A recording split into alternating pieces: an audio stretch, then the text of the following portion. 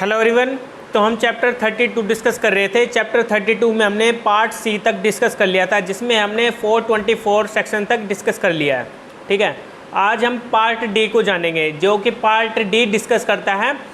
General provisions regarding execution. मतलब कि हम एग्जीक्यूशन के रिगार्डिंग जनरल प्रोविजंस आज पढ़ेंगे। ठीक है,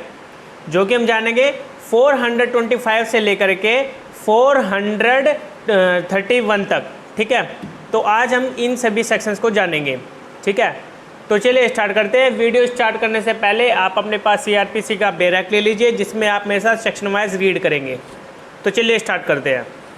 सेक्शन 425। सेक्शन 425 किस बारे में बात करता है? ये बताता है हु मे इशू वारंट, मतलब कि वारंट कौन इशू कर सकता है। तो आपको ये बात तो पता ही होगी, वारंट तो कोर्ट इशू करती है। ठीक है, तो चलिए देखते हैं इसमें क्या बताती है ये provision. Every warrant for the execution of a sentence may be issued either by the जज or magistrate who passed the sentence or by his successor in office. मतलब कि जो वारंट है वो कौन एग्जीक्यूशन जो सेंटेंस के लिए कौन वारंट इशू करता है? Issued by either by the जज और मजिस्ट्रेट, मतलब कि जज और मजिस्ट्रेट के थ्रू जिसने सेंटेंस पास किया है वो वारंट इशू करेगा। ठीक है, और या फिर by he successor in office, मतलब कि जो मजिस्ट्रेट या फिर जज की जगह पर कोई और जज और मजिस्ट्रेट आया, ठीक है, जिसको हम सक्सेसर इन ऑफिस बोलते हैं, तो वो उस वारंट इशू कर सकता है। ठीक है, अब हम चलते हैं 426 में। 426 बात करता है sentence on escaped convict when to take effect. मतलब कि जो सेंटेंस दी गई है किसी पर्सन को और वो एस्केप्ड कन्विक्ट है। ठीक है, मतलब कि एस्केप्ड कन्विक्ट को सेंटेंस दी गई है। ठीक है, ऑन एस्केप्ड पर सेंटेंस दी गई है व्हेन टेक इफेक्ट, और ये कब इफेक्ट में लाया जाएगा। ठीक है, जो क्लोज फर्स्ट है वो बताता है when a sentence of death, imprisonment for life or fine is passed under this code on an escaped convict, such sentence shall subject to the provisions herein before contained take effect immediately। मतलब कि जिस person को sentence दी गई है sentence of death या फिर imprisonment for life या फिर फाइन पास किया गया है इस कोड के अंडर किसी एस्केप्ड कन्विक्ट को, ठीक है, जो कि किस एस्केप्ड कन्विक्ट के ऊपर लगाया गया है ये sentence, such sentence shall subject to the provisions hereinbefore content take effects immediately. तो इसको इमीडिएटली इफेक्ट में लाया जाएगा। ठीक है, जैसे ही ये सेंटेंस दिया जाता है, जो भी हमने डिस्कस किया है। और जो सेकंड क्लोज है, when a sentence of imprisonment for a term is passed under this code on an escaped convict, मतलब कि जब सेंटेंस ऑफ इम्प्रिजनमेंट दिया जाता है फॉर ए टर्म, कुछ टर्म के लिए, कुछ मतलब कि 7 साल 5 साल 10 साल, इस टर्म के लिए इम्प्रिजनमेंट दी जाती है, सेंटेंस पास किया जाता है इस कोड के अंडर किसी एस्केप्ड कन्विक्ट के ऊपर। ठीक है, तो इसमें ए और बी सब क्लोज बताते हैं। वो कहते हैं ए सब क्लोज बताता है इसमें, if such sentence is severe in kind then the sentence which such convict was undergoing when he escaped the new sentence shall take effect immediately. मतलब कि जो सेंटेंस इसके ऊपर लगाया गया है वो सीवियर काइंड का है। ठीक है, that then the sentence which such convict was undergoing, और जब वो अंडरगोइंग, जब वो जो पहले उसकी सेंटेंस थी वो कन्विक्ट किया गया था उसमें, ठीक है, तो और फिर वो जब वो एस्केप्ड हो गया था, ठीक है, एस्केप्ड होने के बाद उसके ऊपर जो न्यू सेंटेंस लगाई गई है उसको इमीडिएटली इफेक्ट में लाया जाएगा। ठीक है, जो उसके ऊपर सीवियर काइंड की सेंटेंस लगाई गई है, ठीक है, उसको इमीडिएटली इफेक्ट में लाया जाएगा। और जो बी सब क्लोज है, if such sentence is not severe in kind, अगर जो सेंटेंस लगाई गई है बी सब क्लोज के अकॉर्डिंग वो सीवियर इन काइंड की नहीं है, वो सीवियर सेंटेंस नहीं है, which such convict was undergoing when he escaped, जब वो अंडरगोइंग था तब वो जब वो एस्केप्ड हुआ था, ठीक है, उस कन्विक्ट पर जो लगाई गई है वो सीवियर काइंड की नई सेंटेंस नहीं है। तो जो नई सेंटेंस है shall take effect after he has suffered imprisonment for a further period equal to that which at the time of his escaped remained unexpired of his former sentence. मतलब कि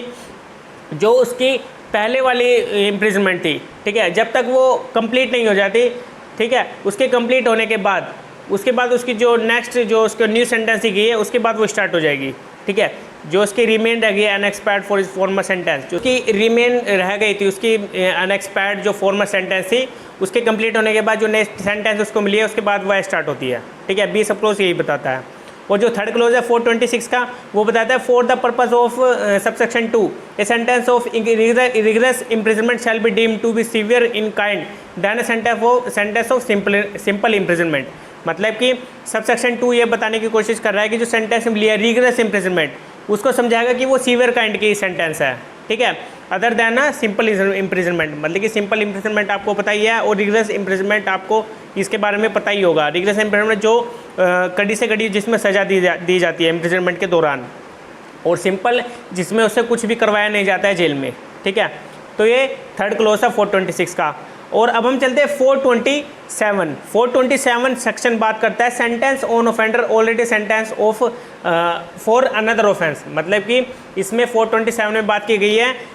जिस ऑफेंडर को सेंटेंस दी गई है, ठीक है, वो ऑलरेडी सेंटेंस में है, ठीक है, फॉर अनदर ऑफेंस, जो उसने अनदर ऑफेंस कमिट किया था उसके रिगार्डिंग। तो अगर वो पहले ही सेंटेंस उसको सुनाई गई है और फिर उसको सेंटेंस सुनाई गई है 427 के अकॉर्डिंग, तो उसके अकॉर्डिंग क्या वो दोनों सेंटेंस इकट्ठी चलेगी या फिर एक एक्सपायर होने के बाद दूसरी चलेगी। तो इसमें 427 में सिंपली यही बात की गई है। तो जानते हैं इसमें क्या है, जो फर्स्ट क्लोज है वो बताता है when a person already undergoing a sentence of imprisonment is sentence on a subsequent conviction to imprisonment और imprisonment for life. First clause में सिंपली ये बात की गई है जो ऑलरेडी सजा काट रहा है, ठीक है, वो फिर जो उसको अब सजा मिली है उसी सजा के दौरान सब्सिक्वेंट कन्विक्शन वो मिली है इम्प्रिजनमेंट फॉर लाइफ, ठीक है, या फिर कोई इम्प्रिजनमेंट फॉर ए टर्म, मान लीजिए 5 साल 10 साल 7 साल, वो इतने टर्म के उसको पनिशमेंट मिली है, इम्प्रिजनमेंट मिली है। तो आगे बताया है सच इम्प्रिजनमेंट और imprisonment for life shall commence at the expiration of the imprisonment to which he has been previously sentence. जो उसको प्रीवियसली सजा सुनाई गई थी वो कंप्लीट होने के बाद, उसके बाद ये जो सब्सिक्वेंट कन्विक्शन जो उसको हुई है इम्प्रिजनमेंट के लिए या फिर इम्प्रिजनमेंट फॉर लाइफ के लिए, तो उसके जो पहले वाली सेंटेंस वो काट रहा है सजा, उसके कंप्लीट होने के बाद अब फिर ये सजा मतलब कि स्टार्ट होगी, ठीक है। तो यही बता रहा है। और अनलेस की आगे बात की गई है, unless the court directs that the subsequent sentence shall run concurrently with such previous sentence. और अगर कोर्ट ने डायरेक्ट कर दिया है जब उसको सजा सुनाई जा रही है, सब्सिक्वेंट सेंटेंस उसको सुनाया जा रहा है, उसके दौरान ही कोर्ट ने कहा है कि उसको कॉन्करेंटली जो उसको प्रीवियसली सेंटेंस में वो सजा काट रहा है, तो उसके दौरान जो भी सजा इसको दी जा रही है ये दोनों ही कॉन्करेंटली चलेगी। कॉन्करेंटली मतलब दोनों ही इकट्ठी चलेगी, ठीक है। ऐसा नहीं होगा कि एक सजा वो जो पहले काट रहे हैं उसके कंप्लीट होने के बाद दूसरी सजा स्टार्ट होगी, ऐसा नहीं है, ठीक है। तो कोर्ट डायरेक्ट कर सकती है इसके रिगार्डिंग। अगर नहीं करती तो फिर ऐसे ही होगा, क्या होगा, जो वो पहले सजा काट रहा है उसके कंप्लीट होने के बाद दूसरी सजा स्टार्ट होगी, ठीक है। और जो इसमें प्रोवाइजो है, प्रोवाइजो बात करता है फर्स्ट क्लोज में, provided that where a person who has been sentenced to imprisonment by an order under section 122 in default of furnishing security is whilst undergoing such sentenced to imprisonment for an offence committed prior to the making of such order, the latter sentence shall commence immediately। मतलब कि जिस person को मतलब कि sentence सुनाई गई imprisonment की किसके by order under section 122 in default of furnishing security, मतलब कि वो डिफॉल्ट हो गया अपनी सिक्योरिटी फर्निश कराने के लिए, तो उस केस में उसको सेंटेंस सुनाई जा रही है, sentence to imprisonment for an offence committed prior to the making of such order, the latter sentence shall commence immediately. मतलब कि उसको कमेंस किया जाएगा इमीडिएटली सेंटेंस को, जो उसको इन डिफॉल्ट अंडर सेक्शन 122 के अकॉर्डिंग जो पनिशमेंट मिली है, ठीक है, उसको इमीडिएटली इफेक्ट में लाया जाएगा, स्टार्ट होगी तभी, ठीक है। और जो सेकंड क्लोज है 427 का, when a person already undergoing a sentence of imprisonment for life is sentence on a subsequent conviction to imprisonment for a term imprisonment for life, the subsequent shall run concurrently with such previous sentence. जो 427 का second clause है वो simply ये बात कहने की कोशिश कर रहा है, जो उसको पहले सज़ा मिली थी इम्प्रिजनमेंट फॉर लाइफ की मिली थी, लेकिन बाद में उसको दूसरे केस में उसको सब्सिक्वेंटली कन्विक्शन कर दिया गया for a term imprisonment for life. मतलब कि वो पहले ही इम्प्रिजनमेंट फॉर लाइफ की सज़ा काट रहा है, लेकिन बाद में सब्सिक्वेंट कन्विक्शन जब उसको हुई है तो उसमें भी उसको इम्प्रिजनमेंट फॉर लाइफ की हो गई है, ठीक है। तो दोनों ही इम्प्रिजनमेंट फॉर लाइफ हो गई है, तो इस केस में वो कॉन्करेंटली चलेगी, ठीक है। जो उसकी प्रीवियस सेंटेंस थी और जो बाद में सब्सिक्वेंट कन्विक्शन हुई है वो दोनों ही सेंटेंस कॉन्करेंटली चलेगी, साथ में मिलकर चलेगी, ठीक है, चाहे उसमें कोर्ट ने डायरेक्ट किया हो या ना किया हो, तो दोनों ही कॉन्करेंटली सेंटेंस को चलाया जाएगा, ठीक है। तो ये 427 का सेकंड क्लोज था। अब हम चलते हैं 428। 428 सेक्शन बात करता है period of detention undergone by the accused to be set off against the sentence of imprisonment, मतलब कि सेट ऑफ कर दी जाएगी जो उसको सेंटेंस मिली है इम्प्रिजनमेंट के लिए, ठीक है, जो अक्यूज पर्सन को सेट ऑफ किया जाएगा जो उसको सेंटेंस मिली है इम्प्रिजनमेंट के लिए, ठीक है। तो इसमें आगे बताता है where an accuse person has on conviction has be sentence to imprisonment for a term, अगर किसी पर्सन को कन्विक्शन दी गई है फॉर ए टर्म, मतलब कि कुछ टर्म के लिए उसको इम्प्रिजनमेंट दी गई है, सेंटेंस सुनाई गई है by the court, not being imprisonment in default of payment of fine, लेकिन इसमें अगर वो इन default of payment of fine, अगर वो डिफॉल्ट हो जाता है फाइन पे करने के लिए, तो इसमें इसको इंक्लूड नहीं किया जाएगा इम्प्रिजनमेंट में, ठीक है। The period of detention if any undergone by him during the investigation inquiry or trial of the same case, मतलब कि अगर during the investigation inquiry trial of the same case, जो उसी केस में उसका जो केस चल रहा है, इंक्वायरी चल रही है, इन्वेस्टिगेशन चल रही है, and before the date of such conviction, मतलब कि बिफोर कन्विक्शन करने से पहले की डेट से पहले, ठीक है, shall be set off against a term of imprisonment imposed on him on such conviction, मतलब कि सेट ऑफ कर दी जाएगी उसके इम्प्रिजनमेंट को जो उसके इम्प्रिजनमेंट कन्विक्शन के लिए दी गई है, मतलब जो इस पर्सन जो अक्यूज पर्सन है उसको कन्विक्ट किया गया है फॉर ए टर्म इम्प्रिजनमेंट के लिए, ठीक है। And the liability of such person to undergo, और जो उसकी लायबिलिटी है वो इम्प्रिजनमेंट के लिए वहीं तक रहेगी जहाँ तक उसको रेस्ट्रिक्ट किया गया है, ठीक है, मतलब कि जो इन्वेस्टिगेशन इंक्वायरी जो ट्रायल चला था उसको एक्सक्लूड कर दिया जाएगा, उसको सेट ऑफ कर दिया जाएगा जो भी उसको इम्प्रिजनमेंट के लिए कन्विक्ट किया गया है, ठीक है। The term of imprisonment imposed him, जो इसमें प्रोवाइड है वो बताता है provided that in cases referred to in section 433A such period of detention shall be set off against a period of 14 years referred to in that section, जो 433A है इसको हम आगे वीडियो में जानेंगे, इसमें इस वीडियो में आपको मैं नहीं बताऊंगा 433A में क्या कहा गया है, ठीक है, तो आगे की वीडियो में हम 433A को जानेंगे। जो 429 सेक्शन है इसमें सेविंग की बात की गई है, सेविंग्स, जो फर्स्ट क्लॉज है वो बताता है नथिंग इन दिस सेक्शन 426 और section 427 shall be held in to excuse any person from any part of the punishment to which he is liable upon him former or subsequent conviction, मतलब कि जो 426 जो भी और जो 427 हमने अभी पढ़ा है, ये दो सेक्शन पढ़े हैं, जो इसमें जो पर्सन है जिस पर्सन को सेंटेंस सुनाई गई है वो पर्सन एक्सक्यूज़ नहीं दे सकता है किसी भी पनिशमेंट के पार्ट में, ठीक है, जिसको लायबल ठहराया गया है फॉर्मर और सब्सिक्वेंट कन्विक्शन के लिए, ठीक है, तो उस केस में वो अपने एक्सक्यूज़ नहीं दे सकता from any part of the punishment. जो ये फर्स्ट क्लोज है वो यही बताता है। और जो सेकंड क्लोज है, when an award of imprisonment in default of payment of fine is annex to a substantive sentence of imprisonment and the person undergoing the sentence is after its execution to undergo further substantive sentence or further substantive sentence of imprisonment, मतलब कि जिस person को imprisonment सुनाई गई है in default of payment of fine, मतलब कि उसने पेमेंट नहीं की है फाइन की, अगर वो डिफॉल्ट हो जाता है उस केस में उसको इम्प्रिजनमेंट दी गई है, and next to substantive sentence of imprisonment and the person undergoing the sentence, और जो उसकी सेंटेंस उसको सुनाई गई है इम्प्रिजनमेंट के लिए वो अंडरगोइंग है, मतलब कि चल रही है, is after its execution and further substantive sentence or further substantive sentences of imprisonment,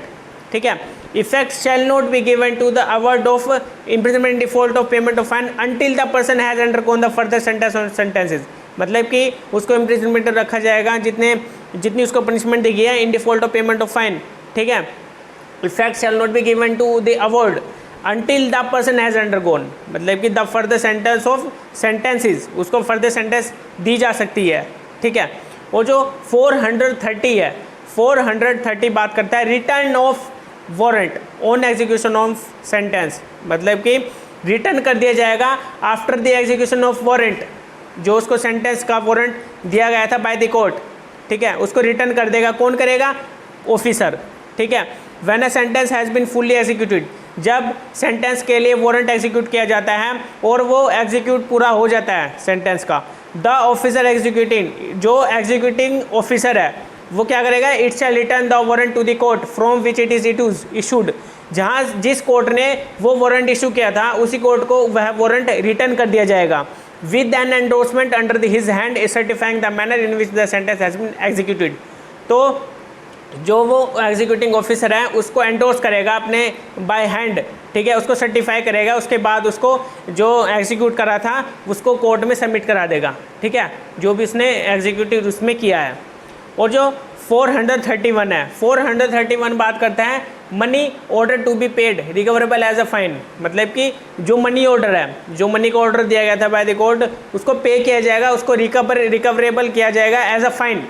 ठीक है, जैसे कि हमने 421 में पढ़ा था, उसी की तरह से वो रिकवर किया जा सकता है। एनी मनी अदर दैन अ फाइन, मतलब कि इसमें अदर फाइन को छोड़कर मनी की बात की गई है, जो कि पेबल है bye virtue of any order, जो बाय ऑर्डर दिया गया था कि आप मनी पे करें, मेड अंडर दिस कोड, इस कोड के under, and the matter of recovery of which is not otherwise expressly provided for, जो कि मेथड था रिकवरी का वो एक्सप्रेसली प्रोवाइड नहीं किया गया मनी ऑर्डर के रिगार्डिंग, लेकिन shall be recoverable as if it were a fine, लेकिन उसको रिकवर किया जाएगा कैसे, जैसे हमने 421 में पढ़ा था, उसके अंदर रिकवरी जो लेवी ऑफ फाइन था, उसके अंदर लेवी ऑफ फाइन में हमने पढ़ा था कि 421 के अकॉर्डिंग उसको रिकवर किया जा सकता है, provided that section 421 shall in its application to an order under section 359 by virtue of this section be construed as if the provision of subsection 1 421 after the words of figures under section 357 the words and figures or an order of payment of course under section 359 has been inserted, मतलब कि 421, 359 और 357 और 359 मैंने आपको बता दिया है, ये 3 सेक्शन इसमें अप्लाई होंगे, ठीक है, एज अ रिकवरेबल, ताकि एज अ फाइन उसको रिकवर किया जाए जो मनी ऑर्डर दिया गया था, ठीक है। तो आज हमने पार्ट डी को पूरा कंप्लीट कर लिया है चैप्टर 32 में, ठीक है, जो कि किसके बारे में बात करता था, जो कि इसमें बात करता था जनरल प्रोविजंस रिगार्डिंग, किसके regarding, general provision regarding execution, जो कि एग्जीक्यूशन के जनरल प्रोविजंस थे। तो आज के लिए इतना ही था, अब हम अपनी नेक्स्ट वीडियो में मिलेंगे जिसमें हम जानेंगे पार्ट ई के बारे में। Okay bye.